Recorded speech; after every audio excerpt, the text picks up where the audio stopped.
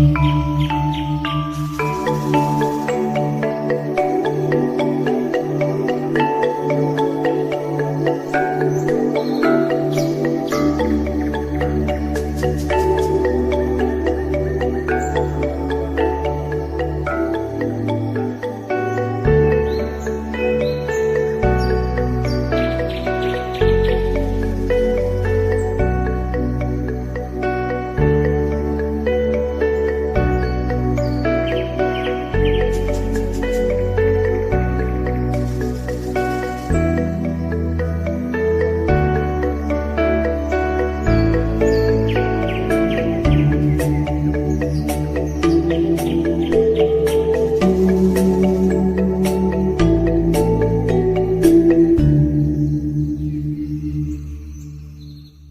hello everyone. This is Talk That Talk, and it's our first ever episode being filmed from abroad and in English. Today we are at the Green School of Bali. It's a very, very special school nestled in the beautiful island of Bali, Indonesia. And today we are meeting Daniel McCloy, who's the head of curriculum here, and he will be sharing with us the philosophy behind Green School, how it's so different and so innovative in its approach to learning and teaching. So please stay with us. It's going to be incredibly exciting. So, Mr. Daniel McCloy, thank you so much for taking out time in your busy schedule. Thank you so much for having me. I'm really looking forward to our conversation. Yeah. So, to begin with, please tell us a little bit about the Green School of Bali. What's the philosophy behind it? How was it founded? And where is this going forwards? So the Green School of Bali is best summed up with our school motto, which is we are a community of learners making the world more sustainable. And again, that doesn't stop at the students. Our communities, our students, our parents, our teachers, and where we live here in Siban Kaja in Indonesia. And together as a community, we learn. And our goal and our motivation is to find ways to sustain our world, but also to regenerate our world and ensure that the generations after us and our children have the opportunities, same opportunities we have, in our world's as healthy and as thriving as we always remember it. And that's exactly John Hardy's idea, what was 16 years ago. So he saw what education looked like in different contexts of the world. And he was inspired by a documentary that showed the natural impacts that the human race was having on the world. And knowing that if we didn't make a change and we didn't educate our students in the importance of maintaining our relationships with each other, relationships with nature, that we wouldn't be living in a future where our students had the same opportunities we had. So John set out and began the Green School, really rooted in that concept of building a community that's focused on sustainable practices. Yeah, I think John Hardy's idea at the time was so revolutionary. How can you really educate for sustainability? We do have a lot of content on protecting the earth and preserving the Mother Earth nature in our academic curriculum, but we don't practice that in everyday life. But at Green School Bali, you practice it. But before we go into that, please tell us a little bit about your own personal story. How did your personal values align with the schools? That must have been the reason you relocated here. Correct. So I was on my own personal journey to understand and develop my own philosophy of what education would look like. And I think as you gain experience in the classroom or dealing with different international schools or schools in your native country, you begin to appreciate and not appreciate certain aspects of curriculum and how schools run and function. So I found myself at a smaller school in Thailand with the opportunity to lead that school as a head teacher. And my core of who I am as an educator was leading me down a route to focus on the SDGs, look at renewable energy sources, start building practical skills in my students to be able to regenerate the earth and learn how to plant and grow and connect with the outdoors. So that's something I started doing myself personally in the context I was in. And then I was looking for the opportunities to almost break out of my shell. I felt like I had hit as far as I could go in the context I was in.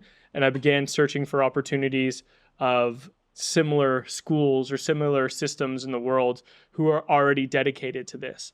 And by that time, Green School Bali had already been open for over 10 years. So again, all the small mistakes I was making along the way, Green School had done 10 years ago. So I came in here with the same philosophy and some personalized experience through challenge and failures and successes. And that seemed to really snowball well and mesh really well, actually, with the concepts that were going on here, because it was the alignment already existed before I stepped foot on campus. It's rarely an occasion for teachers to find a school that fully aligns with their, personal beliefs about how students learn and grow. And really, what is education for sustainability? I see the buildings here. So all the buildings here are built out of bamboo, using the traditional Indonesian building techniques. Yep. And there are no walls. Classrooms don't have walls. We're sitting in one of the rooms and it's windy. It's not hot here at all. And I've just been to the bathroom. It's not using any water. Yep. So etc. I think here you practice sustainability. The kids are learning to, compost from very young age. So please give us some examples about what makes Green School the Green School. Yeah, that's exactly, you explained it perfectly. It's everything we do here and the culture that we create is about finding more sustainable practices for things that we do in everyday life. And it's not only what to sustain, we're looking for opportunities to regenerate some of the depletion that we might have done, the deforestation, our carbon offsets. But our whole entire school day is mapped around the concept of how do we be more sustainable as individuals, but as a human species as well. So when a student goes from they walk in the school and leave the school, and their whole entire day is impacted by small nuanced concepts that are geared towards sustainable practices, it begins to embed that personalized philosophy of the importance of all those small things we do throughout the day make a big difference on an individual level, but especially on a community level. So when you live with other people who are going through and share the same ethos as you start to see how your practices or your day-to-day actions really snowball and make a larger effect and make impact on the world, which is what we're trying to do. Yeah. Are students kind of surprised by if they see different schools and you see different schools where they have trash bags, using plastic trash bags, or they use single-use plastics for utensils? Are Green School students kind of like surprised by that? It's amazing to see, because I'm quite heavily involved in sports here, and there's a sports league on the island where our schools compete against one another. Yeah. We host schools here. Our school goes to other places. And we always have to send out reminders to the schools before they visit here that we are a single-use free campus, don't bring snacks.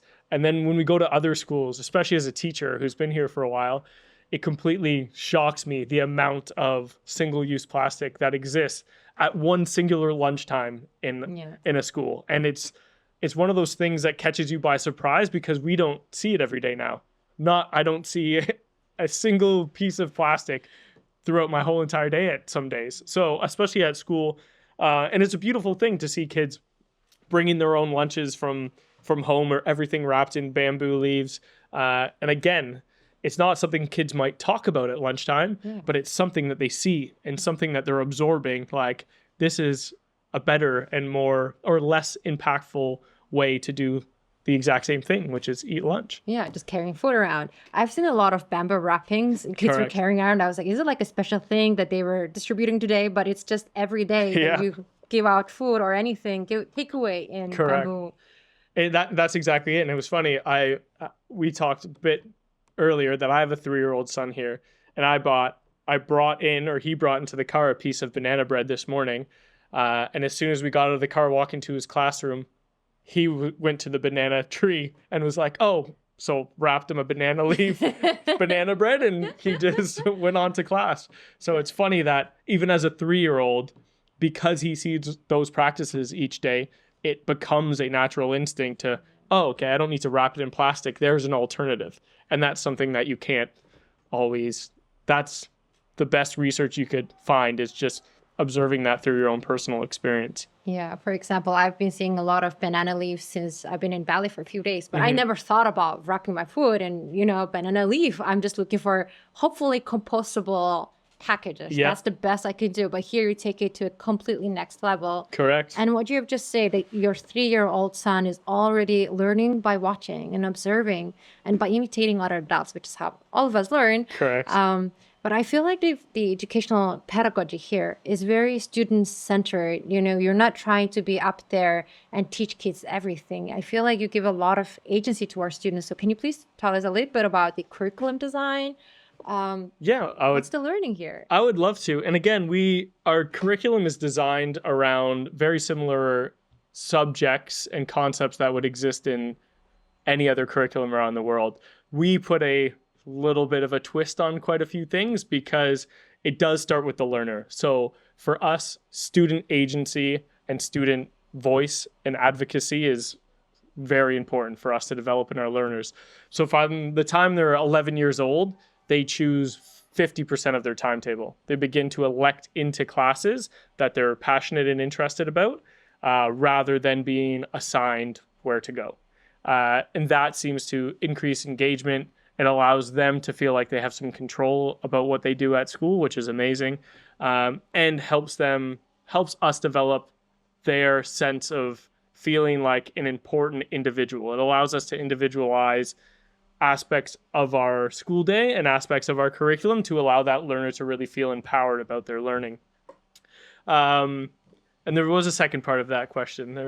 That was a bit on curriculum, but then like kind of when students become, there are parts of the world where they believe that we cannot give students a lot of control over what they want to learn because the kids don't know very well what they should learn. Correct. So all the time adults who are, schooled by a very different, outdated system are deciding what the kids of the future should learn and know. And that kind of, and then when we advocate for more student agency, for exactly this, for students to be able to choose their own learning paths, a lot of people say they don't know how to do that. So how do you kind of manage that? Also, when students become more independent in thought, in action, they start clashing with adults. Correct. They have stronger voices. And how do you balance that, right? It is a complex one, and one that has taken many years of trial and error to figure out, because not only in one system, there's no perfect recipe. It's always changing. Students are always changing. And especially here, when you're right, one of our Green School skills is to advocate. So unlike a traditional school system where you might have students who are a bit silent, follow instructions, do the work, our students ask for purpose. How am I going to apply, or what is the benefit of what I'm learning in this process? And as a teacher, if you don't have an answer for them, then why are you doing that? Are you teaching them for the sake of teaching because they need to learn something? Or are you teaching them because this leads to something bigger? And can you explain that? Because if you can't, then the student does have a right to be like, are you just giving this because it's busy work? Or are you giving this to me to lead me to something that has practical or applicable application? So even if you can't see it at the moment. Exactly. So for us, a lot of planning is we start with generative questions. So, and a generative question is something that hopefully a student is unable to answer, but is meant to generate more questions from them.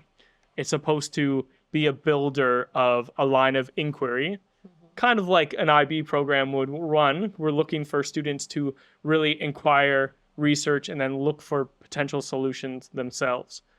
And then instead of explicit learning outcomes, we look for developing I can statements, is what we call them with students. So I can statements. So it's I can, and it's something that you want the learner to be able to say with confidence by the end of the course. Wow, that's a very different way of assessing, because when we assess, we put them in a position of, write that down or circle these multiple choices. But here you ask them to actually say, I can do this with confidence. It's not even ask them, but demonstrate it. So it's like one student could demonstrate that through a presentation or a song. Another student could do a video. Another student could do an interpretive dance. Like, it is up to the student to be able to create something that fulfills the requirement and academic progress that is needed for those particular I can statements.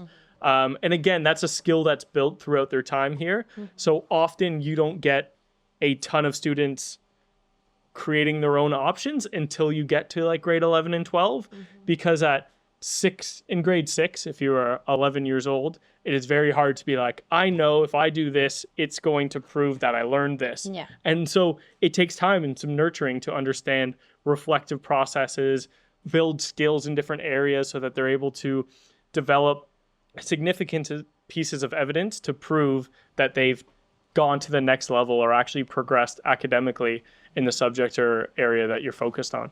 But I hear a lot of fairness. I think this kind of system is very fair for students, for them to give them time to express what they've learned, finding out an avenue where they can express and show and demonstrate to the world that they can do something, that they know something. And I feel like in our traditional system, there's not a lot of fairness to our students.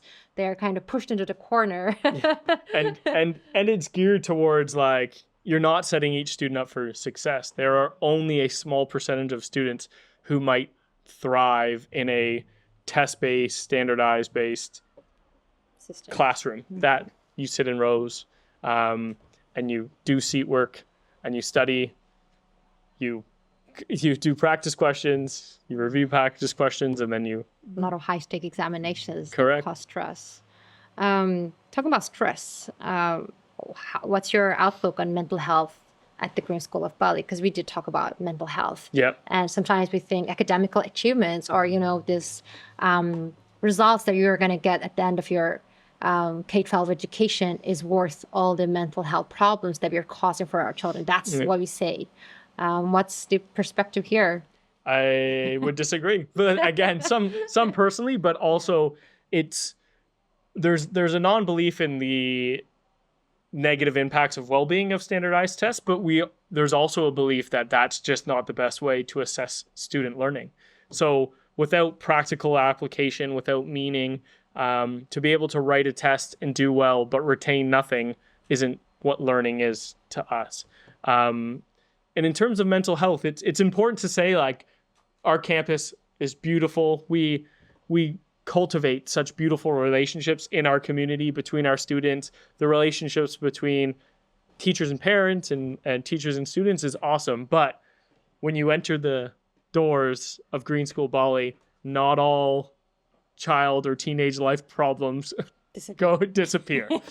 Do I think we are in a much better place for advocating and helping students understand coping mechanisms, mindfulness particularly? I was explaining to my wife the other day as I watched 14-year-olds practice 15 minutes of self-chosen mindfulness task. And I've known those students for 4 or 5 years ago, so they are now in grade 8. But 4 years ago when they were in grade 4, I was like, they wouldn't have been able to do something for a minute. And it made me truly appreciate that it's because it's part of our weekly routine, because it's in the culture, that students begin to find avenues that they actually truly like being mindful and reflective. So for one student, it might be something like Yoga Nidra. For another student, it might be doodling. For another student, it might just be like quiet meditation. But students begin to develop this mindful practice and make it their own, so that by the time they're 14 years old, they can sit there around their peers but be there in the moment with themselves, which is, again, in this day and age, an incredible feat to do for teenagers who have access to so much media and stimulation online. Exactly. And what you have to say, that it's built into the routine, that it's being also practiced in different forms that are, forcing kids to do like meditation for 10 minutes straight out of the blue would be correct. It doesn't work is the answer. So that routine part, I think, is very important, that even though it's very alternative, it's very radical, the whole school, but there are certain ways, like pedagogical approaches that you believe in, that you instill, for example, having certain routines and then enforcing that through, resources and support. I think that's I think it's the same kind of technique that's being used in different traditional schools, but in a much more creative way. Yeah, and you mentioned one of the most important aspects of that is just the community buy-in. So in middle school, when we have drop everything and read, it's the students doing that, but every teacher doing that as well. There is no, okay, I'll just work on my laptop for this 15 minutes while the students read so I can get things done. It's like, no, everyone stops. You're reading books together, and this is what's happening for the next 15 minutes. And those small things make a big deal to students, right? When they walk by, and the expectation is, we are doing the same thing as you because this is an important moment for us and something that is vital to our progress and care and passion for books or literature or mindfulness. Yeah. Talking about community buy-in, this is a tiny village in Bali, but I sense that there's a lot of connection between the locals Yes. and the local practices, planting and everything, So how do you ensure that the children here growing up here are also being assimilated with the Indonesian culture and way of living, and also learning to respect the locals and local culture? Yeah, it's one of the most important things here. And based on international schools around the world, something that Green School Bali definitely does at the higher end, if not the best I've seen around, is integrate with our not only Indonesia, but Sibang Kaja and Bali as a priority in what we do. So a lot of the teachers, local teachers who work here are from Sibang Kaja. A lot of students, our local scholarship students are from Sibang Kaja. And then we work with multiple different companies, organizations, individuals, farmers, all within the area. Because it's one of those old catchphrases where the whole is greater than the sum of its parts. So us working together as a community is way more beneficial than trying to be singular individuals. Mm-hmm. So although I might come with a pedagogical or educational knowledge, I know nothing about how to be sustainable in terms of rice farming or permaculture principles when I first got here. So the local knowledge is a complete asset for us to utilize and something that's at our fingertips. So it's such a waste not to use everything that exists here before us to benefit our learning journey for the students. And are kids allowed to go into the farming fields? Are they taking part in that? And the locals teaching them how to farm? Is that what correct? We've got and again, those aren't like one small class here, one small class there. That is a part of what we do here at the school. Work with organic farmers, do things from classes like farm to fine dining, where we're working with organic vegetables, growing, harvesting, seed collecting, but then cooking and learning culinary practices to make what is fine dining is like a beautiful process for our students to take part in, and something that they just gain such wisdom from the people around them. And there's something for us, especially at Green School, getting to live those experiences, like that experiential learning of being in a rice field and planting rice.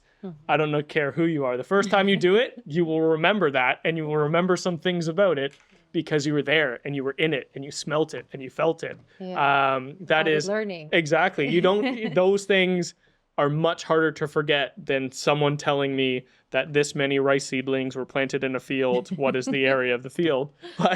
To do that in person and be in the mud is what makes that knowledge stick. That sounds a lot like embodied learning, that you have to feel. And our senses are not separate from our learning. Then we have to do things to learn well. As an educator yourself, what's your take on introducing more opportunities for students to actually do something, to be part of the doing in order to learn?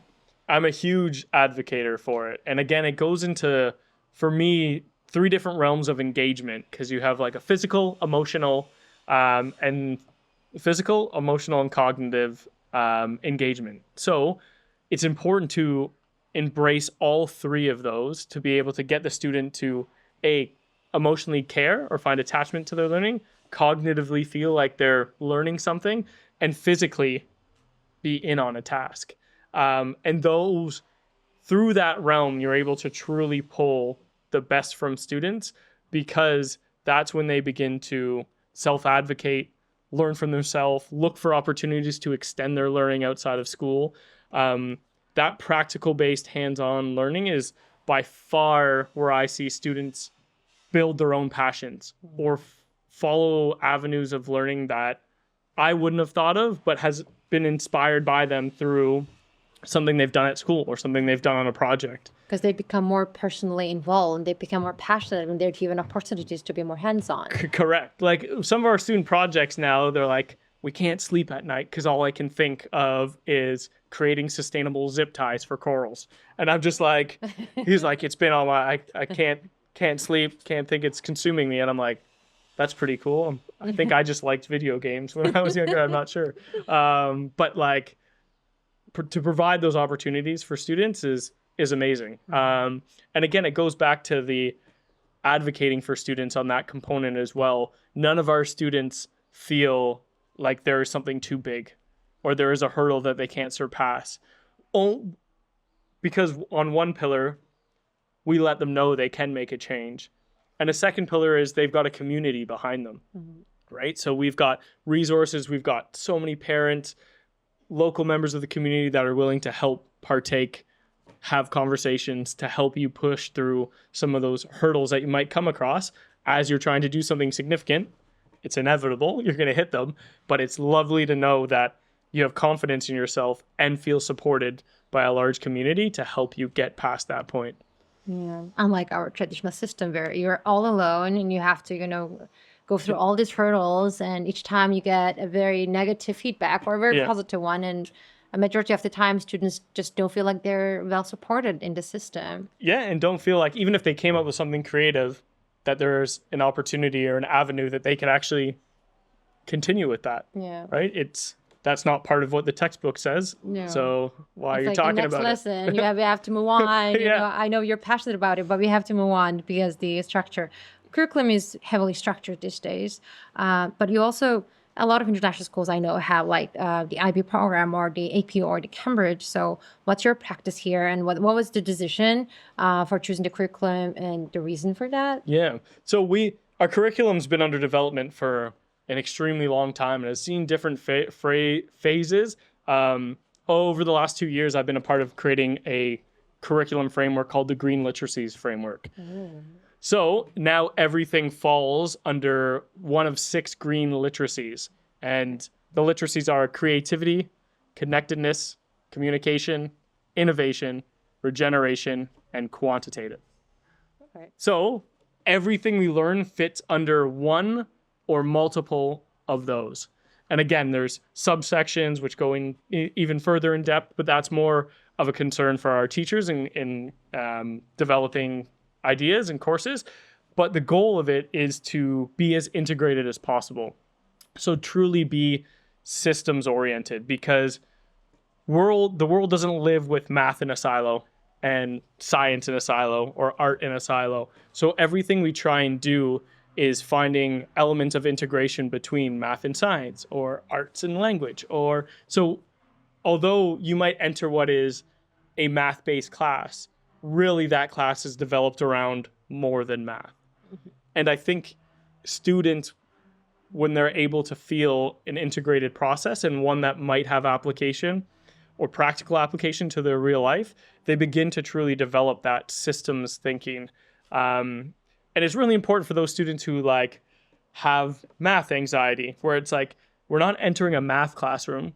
Like we're entering this classroom about this course, which involves arts or involves science. And it doesn't feel like they're subjected to a limitation of not being good at math, because it's not all about math.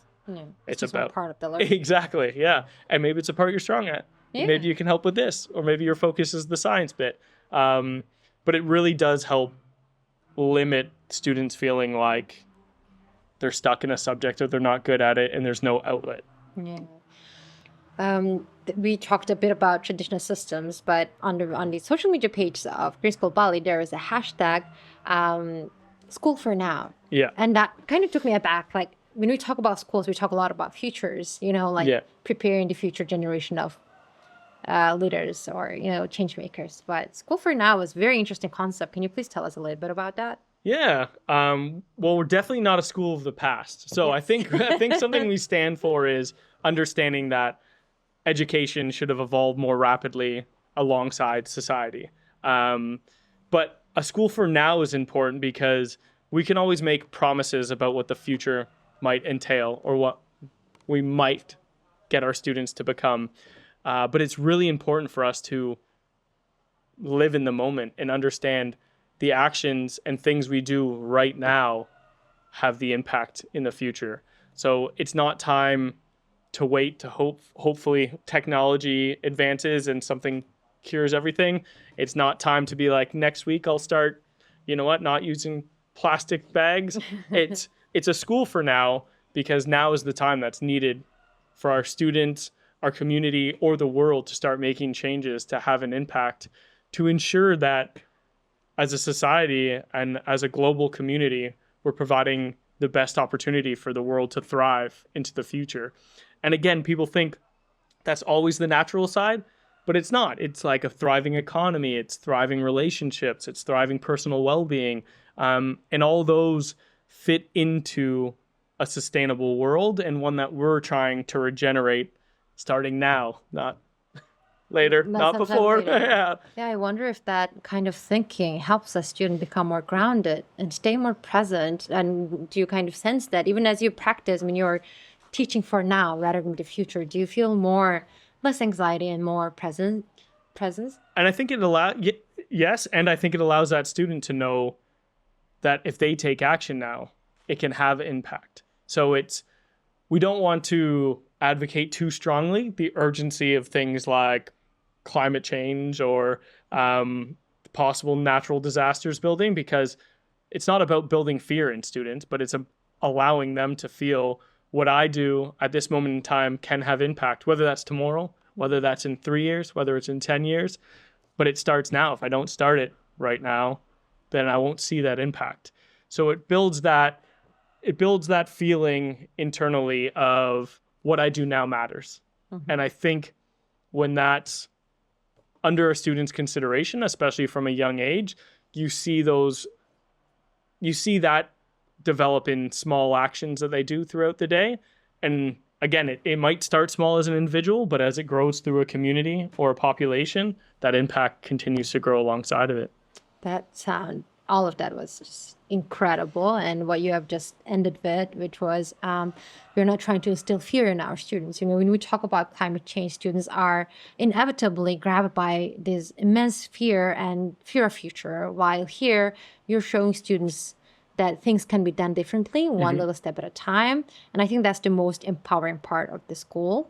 And thank you, Dan McCloy, for spending this time with me and sharing your story, as well as the philosophy of Green School. We are really, really grateful, because I come from Mongolia, which is also facing a lot of climate change crises. And we're also struggling to integrate climate change issues into the curriculum without imposing, great fear on students. So that was a lot of great ideas. Awesome. Yeah, and I'm glad to talk further. If you have any more questions as time develops, or we watch over this in the future, I'm happy to make my time available again so that you can reach out and have another chat. Thank you so much. So, dear listeners, Daniel McCloy is super busy, but he did, take out this whole time to talk to us. And if you're interested, please leave more questions about the Green School, how they do what. They have everywhere around here is full of creativity. You see so many different solutions, an incredible amount of work and care. And if you have more questions, please leave us. Maybe we can just chat over Zoom next time and then have more detailed conversation about different issues. Yeah, sounds great. Yeah, so thank you so much for being with us, and we will meet you for our next episode later on. But thank you for being with us, and thank you, Daniel. You're very welcome. Thank you. Bye for now. Bye for now.